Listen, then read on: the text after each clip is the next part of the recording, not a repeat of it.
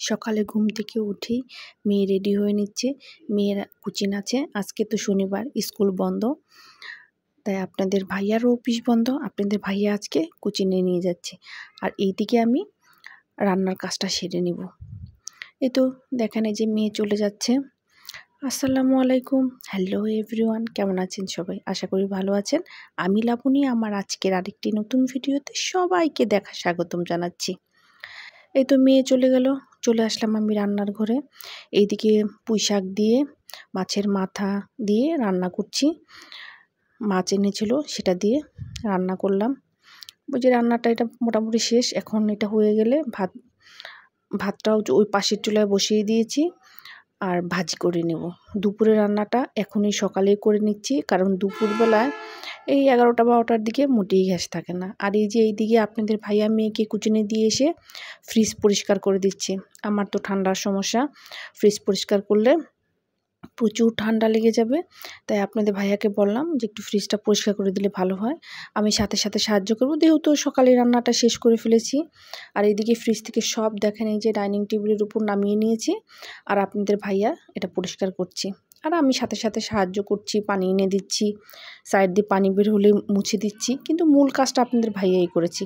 Fridge পরিষ্কার করলেই আমার প্রচণ্ড ঠান্ডা লেগে যায়। বাই দ্য ওয়ে, আপু এন্ড ভাইয়ারা যারা আমার ভিডিওটা দেখছেন, দেখার শুরুতেই একটা লাইক করবেন, কমেন্টস করবেন, সাবস্ক্রাইব করবেন, পাশে থাকা বেল আইকনটা বাজিয়ে দেবেন যেন আমার ভিডিও নোটিফিকেশনটা সবার আগে পেয়ে যান। আর যারা ফেসবুক থেকে দেখবেন তারা ফলো করবেন, শেয়ার করবেন ফ্যামিলি অ্যান্ড ফ্রেন্ডসদের মাঝে। আর এই যে আপনাদের সাথে কথা বলতে বলতে আমার মেয়ে কিন্তু কোচিং থেকে চলে আসছে। আপনাদের ভাইয়া সব কাজ শেষ করে গোসল করে তারপরে গিয়ে মেয়েকে নিয়ে আসছে।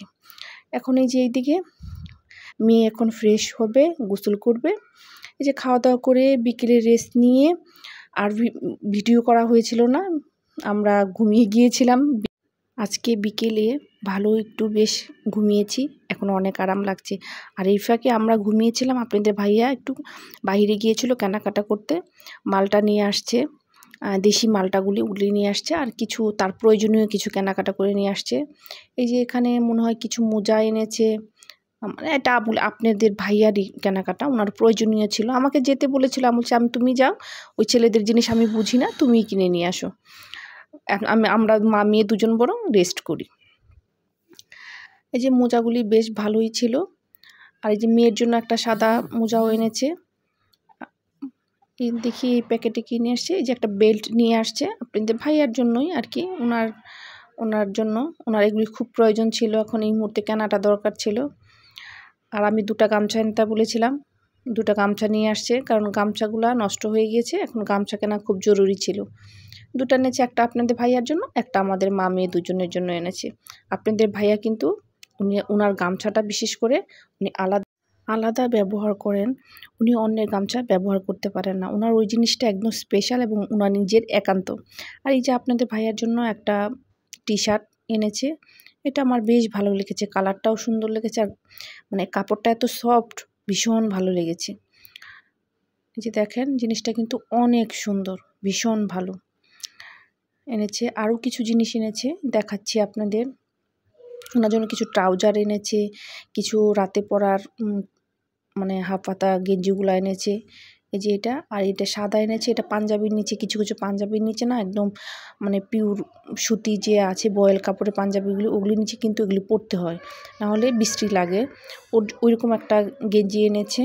আর এই যে এগুলি তার প্রয়োজনীয় জিনিসপত্র সব এনেছে। 2টা ট্রাউজার এনেছে, ট্রাউজার 2টা আমার ভীষণ ভালো লেগেছে। একটা হচ্ছে বড় চেকের ভিতরে, আর একটা ছোট চেকের ভিতরে। এই যে এটা হচ্ছে গ্রামীণ চেক টাইপের, এটাও আমার ভীষণ ভালো লেগেছে, ব্লু কালারের ভিতরে। আর অন্যটা হচ্ছে একদম হালকা আকাশি রঙের ভিতরে, ভালো লেগেছে। এই ছিল আজকের টুকিটাকি কেনাকাটা, সেটাই আপনাদের সাথে শেয়ার করলাম। আর এইদিকে যে রাতে রান্নাটা বসিয়ে দিয়েছি, বেগুন দিয়ে আলু দিয়ে কই মাছ দিয়ে রান্না করছি। হালকা পাতলা একটা রান্না করলেই হয়ে যাবে। আর পাশের চুলায় ভাতটাও বসিয়ে দিয়েছি। তাহলে আজকের মতো এখানেই বিদায় নিচ্ছি, দেখা হবে নেক্সট ভিডিওতে। সে পর্যন্ত সবাই ভালো থাকবেন, সুস্থ থাকবেন, আমার পাশেই থাকবেন, আমাকে সাপোর্ট করবেন। আসসালামু আলাইকুম, আল্লাহ হাফিজ।